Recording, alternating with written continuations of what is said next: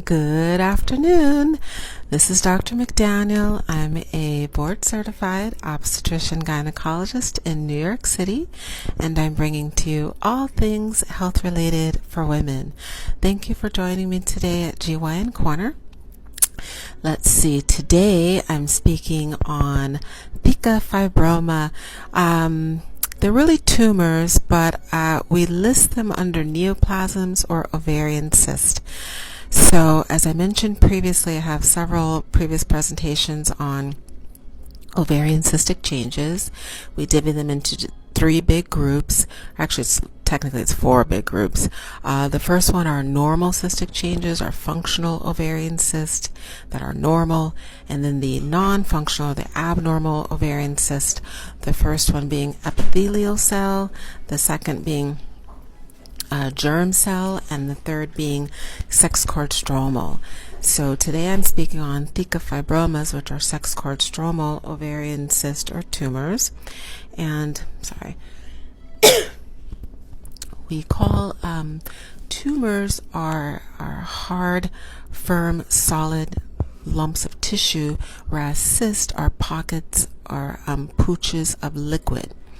Now we classify these under cystic changes, even though they're technically what we call neoplasms, and neoplasms means it's an abnormal growth. So that could be a liquid or a tissue, doesn't matter, a cyst or a tumor. We classify them under cyst because they're solid tissue masses or growths, but they can have pockets of liquid in them. Oftentimes there'll be abnormal blood vessel changes that have basically burst, and they formed little pools or lakes of blood. So they're hemorrhagic is what we call that, when there's a lake of blood.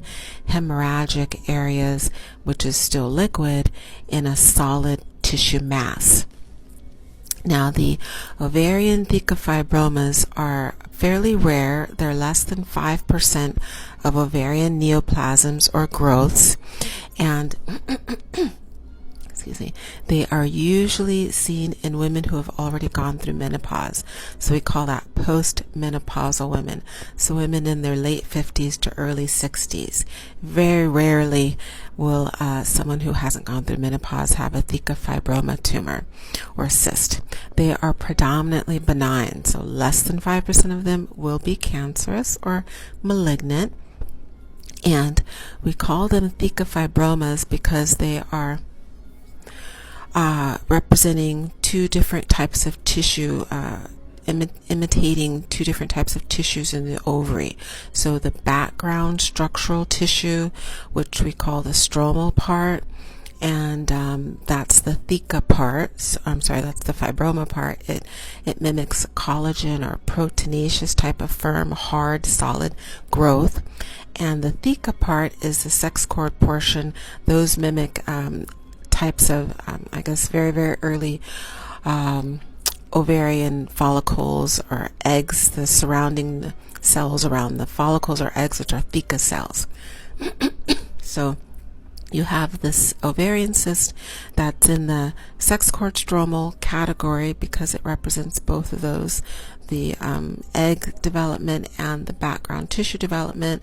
So we call them Theca fibromas.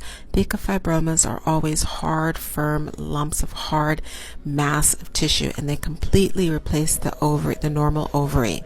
So the ovary is completely replaced with a hard, firm, feels like a rock. And then inside, if you cut it in half like a hard-boiled egg, it'll be little pockets of fluid, usually bloody fluid, sometimes clear, yellowish, watery fluid. They usually have absolutely no symptoms whatsoever. They're picked up incidentally.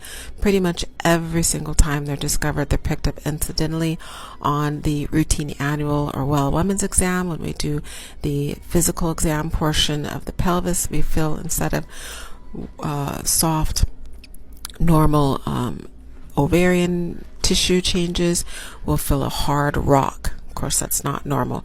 Usually they'll be misconstrued for a fibroid of the uterus because they're hard and firm and they're sitting right next to the uterus. So then the imaging study we'll obtain will be a sonogram or ultrasound.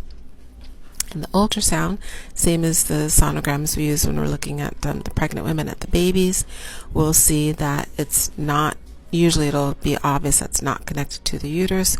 It's right next to the uterus, but sometimes then you're not sure if there's a small connection from the uterus, so it's a fibroid that you just couldn't see with the sonogram.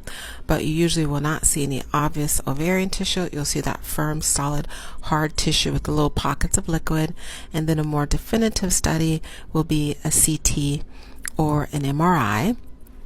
And then once that's obtained, it is replacing the ovary. Then it's going to be surgery as the treatment. Now, less than 10% of women with the Theca Fibroma will have a large mass. They're usually less than 5 centimeters, so less than, I'm going to say like, what is that? Smaller than an avocado. An avocado size or smaller, and then a small portion will be larger. The larger they are, the more abnormal they can potentially be. So the larger they are, they can potentially start to have precancerous or borderline or abnormal cell changes. They can turn malignant or cancerous. A lot of times they'll start to become an irritant. They'll cause inflammation. Fluid will develop in the pelvis. We call that fluid in the pelvis ascites. And then sometimes tumor markers will be positive for potential cancerous growth once they're large like that.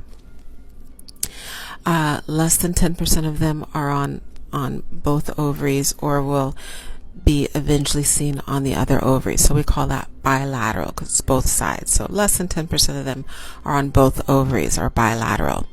As I said, over 95% or so are benign. They're not cancerous. The treatment is just completely lopping off the ovary, removing the whole mass with the ovary, and then we monitor them periodically.